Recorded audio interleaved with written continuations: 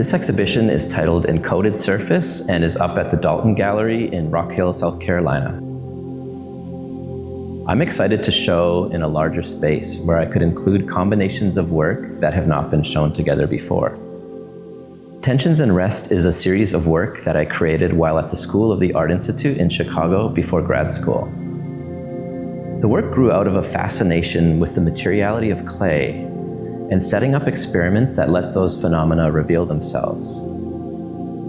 In this case, I was casting cubes as solid forms by filling the molds with slip. Instead of draining the molds after a few minutes, I let the slip settle over several weeks. As moisture was absorbed, the slip level slowly dropped, leaving rings on the interior of the cube, each one marking a moment in time. The cracking happened during the firing. Internal tensions caused the cubes to fracture, but the clay fused back together in the firing. What comes out of the kiln is a single solid form that carries the entire history of this material event.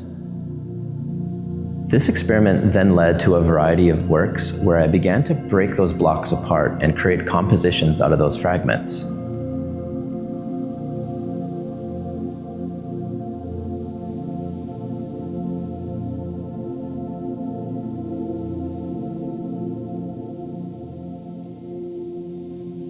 Dusk is the latest piece in a series I've been exploring since grad school in 2009. It began with an obsession with crumpled paper, its immediacy and complexity, the way thousands of small facets catch light and shadow. It reminds me of the energy of a mountain face, except here you can fold and shape those formations with your hands. Through mold making and casting, that spontaneous moment gets frozen in time. This piece is part of my interval series, where metallic prints are interspersed across the field of crumpled tile. The idea comes from musical intervals, the space between notes. Depending on the combination, a chord can feel harmonious or dissonant. In this case, I wanted to see what happens when the crumpled tile and metallic prints come together. What kind of resonance do they produce?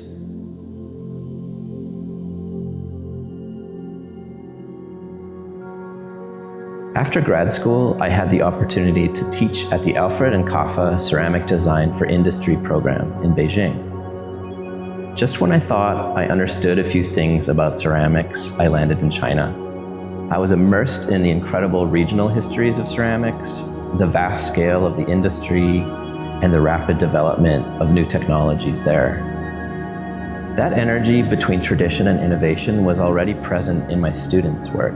As I was processing all of this, I began collaborating with my friend Jeffrey Stephen Miller, who was also living in Beijing. Factories around Jingdezhen were generous to donate discarded ceramic wares, often rejected for minor glaze defects. We ran a series of experiments exploring how this ceramic waste might be reused. But the most exciting results came once we began crushing the ceramics into an aggregate. The real breakthrough happened when we poured molten recycled aluminum over these porcelain shards. The aluminum flowed and curled around the fragments, then locked them in place as it cooled. Through lots of testing, we developed this into a consistent tile surface and produced a body of work that spans art and design. This particular piece uses recycled porcelain bottles originally made for baijiu, a traditional Chinese liquor. Now Jeffrey and I are both back in the States, but I think this collaboration will take on a new life as we begin to imagine ways to repurpose materials here. Future Flora is a piece I made while on a residency in Jingdezhen, China in 2019. I made this work as a reflection on the nature of ceramics today. It's comprised of hundreds of porcelain modules, which branch out into a tangled network of spheres. Attached to the tips of some of these branches are historical pottery shards, industrial ceramics, 3D printed parts, and various objects that I made or collected over the years. I think of these as symbolic artifacts, each carrying a different history or mode of making, and they're all suspended together within this material cloud. The surface imagery is inspired by the history of Chinese porcelain and floral ornamentation, But unlike most historical decorative surfaces, this pattern is made from altered imagery of moss and lichen that I photographed in the forests around Jingdezhen. Rather than clean and orderly, this vegetation feels more elusive and wild, growing and spreading in uncontrolled ways. At some point, nearly every element in this piece passed through both a digital and handmade process. And in this way, I think it embodies the complicated identity of ceramics today.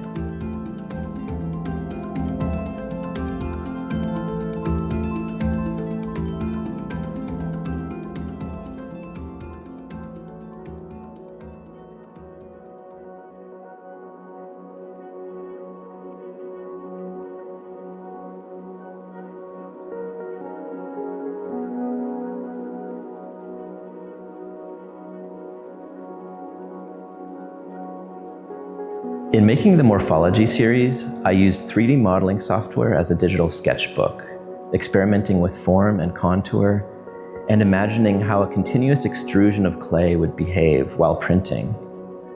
But not everything that works on the screen actually survives the printing process. For me, the craft really lives in that translation, moving an idea from the screen into the physical space, and then back again. That translation produces its own artifacts, and one became central to this work, the horizontal layering that's inherent in 3D printed clay. I began responding to that by introducing contrasting vertical patterns, creating surfaces that reference the warp and weft of textiles. In works like fade vase and heat sink bottles, those vertical elements are pushed further to create optical effects and subtle visual vibrations. While these forms suggest vessels, the focus shifts away from utility and toward perception. With the stacked vases, modularity allows forms to be spliced, stacked, and recombined. Gestures that feel digital and allow for instant shifts in pattern and rhythm. Facets is the only 3D printed wall-based work in the exhibition. It's made from modular tiles glazed differently on each side, creating a parallax effect as viewers move.